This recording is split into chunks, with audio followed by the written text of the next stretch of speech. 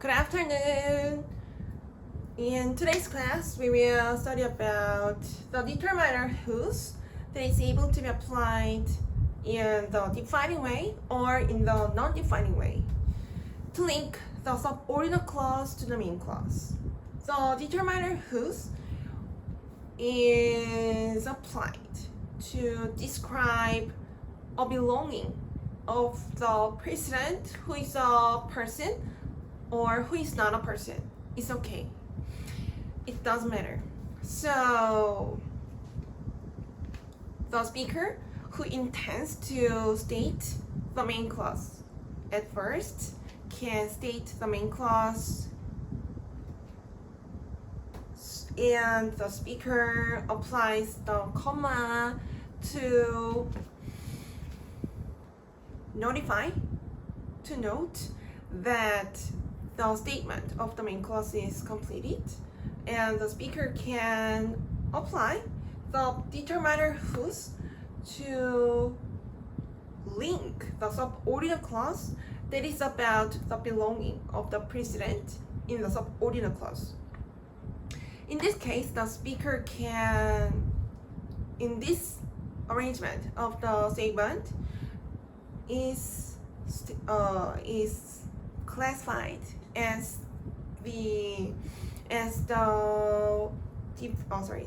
non-defining way to apply the determiner whose as the relative determiner. Most of the time we use the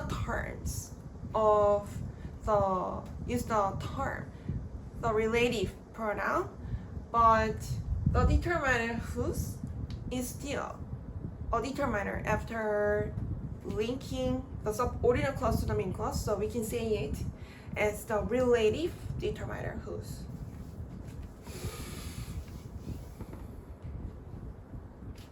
Okay, let's read the explanation together. The speaker applies the determiner whose to indicate the precedent in the main clause.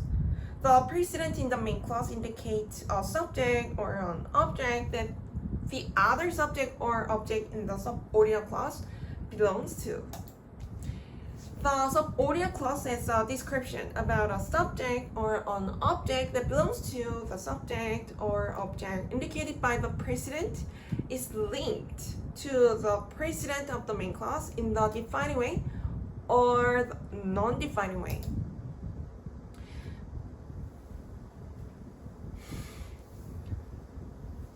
There is a conference for the possessive pronoun. Let's read it. The possessive pronoun only indicates the object that belongs to a person as a subject. The possessive pronoun only deals with the single relationship between the subject and object. This means when we apply the possessive pronoun yours, we apply the possessive pronoun yours to indicate an object that belongs to the listeners. So we can say that the possessive pronoun indicates the object, and the pronoun yours includes the information about the owners. The subject whom the object belongs to.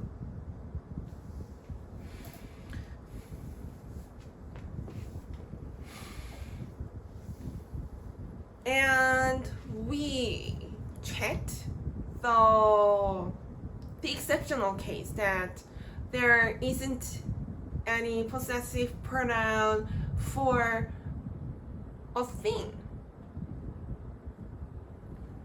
There isn't a possessive pronoun to indicate a thing that belongs to the other thing, because there is a reason. Every subject is Jesus Christ, who is the Son of the Divine. So the subject of belonging only indicates a person. So this is the primary premise to apply the possessive pronoun. We become selfless when it comes to declaring the owner of an object. Every subject of an object is Jesus Christ, because we clarifies all credit belongs to Jesus Christ. And this huge premise is enlarged. Its concept is enlarged in applying the determiner, the relative. The enlarged concept idea is that Jesus Christ can own, Jesus Christ can manage a subject or an object in the indirect way. The speaker admits the plural subject-object relationships. This means the indirect belonging because the determiner whose is applied in a sentence that the two clauses are linked. So we can say that the subject of the main clause is a person, and the subject is stated to have an object that is not a person, and the speaker links the subordinate clause about the object that belongs to this object in the main clause. So this object in the main clause that is not a person becomes a precedent, and the subject clause is all about the object in the main clause that is not a person. So we can say that the subordinate clause is about a thing, is about the precedent in the main clause. So when we deal with this relationship, we find that a thing belongs to the other thing. But as we admit the indirect relationship of belonging, we can say that the person who is the speaker in the main clause as the subject owns these things, these in the indirect belonging.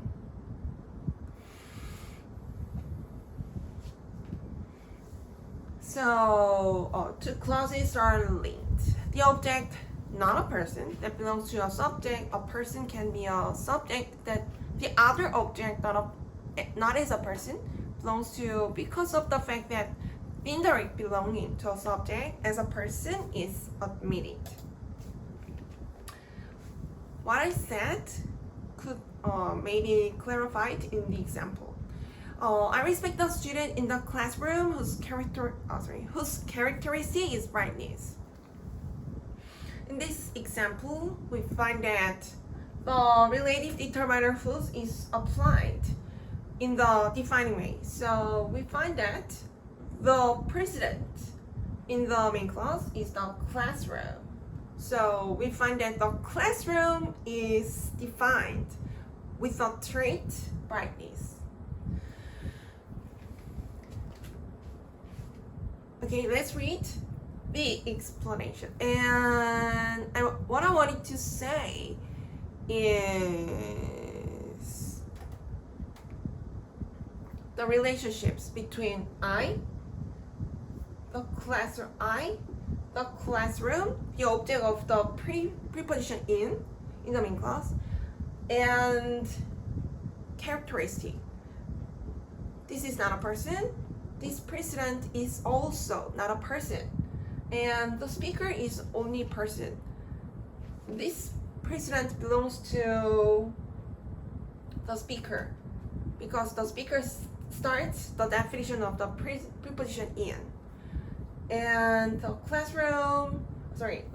characteristic belongs to the classroom, which belongs to the speaker, the person. So we can say that there is an indirect belonging mediated by the relative determiner whose. Let's read the explanation together. The speaker indicates the object of the preposition in the main clause with the precedent, the classroom, and the subordinate clause whose characteristic is to describe the precedent, the classroom that the subject indicated by the noun characteristic is in the subordinate clause belongs to. The speaker links the precedent, the classroom, and the subordinate clause whose characteristic is brightness in the defining way without a comma. The subordinate clause is the description about the belonging of the precedent, the classroom. The second example that the relative determiner whose is applied in the non-defining way is this. I respect the student in the classroom whose characteristic is brightness. In this sentence, we find that the relative determiner whose is applied in the non-defining way without comma. So we need to figure out the precedent that is stated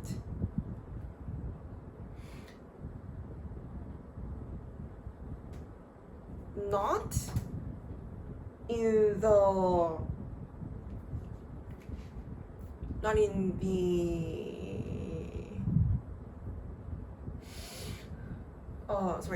is the precedent that is not the classroom, because in the non-defining way the speaker states the precedent that is not stated right ahead of the relative determiner. So we can check the premise to apply the determiner whose.